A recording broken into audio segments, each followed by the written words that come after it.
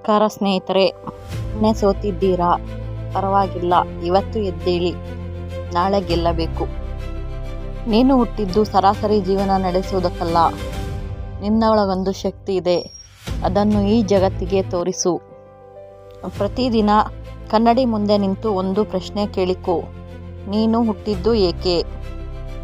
Out marks ತೆಗೆಯೋದಕ್ಕ ಅಲ್ಲ,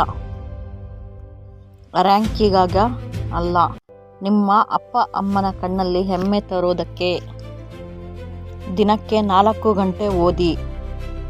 ನೀವು ಸೋತಾಗ ನಿಮ್ಮ ಹಿಂದೆ ಯಾರೂ ಬರುವುದಿಲ್ಲ, ಗೆದ್ದಾಗ ಮಾತ್ರ ಚಪ್ಪಾಳೆ ಹೊಡೆಯೋದಕ್ಕೆ ಎಲ್ಲರೂ ಬರುತ್ತಾರೆ. ನಿಮ್ಮ ಫ್ಯೂಚರ್ ನಿಮ್ಮ ಕೈಯಲ್ಲಿದೆ.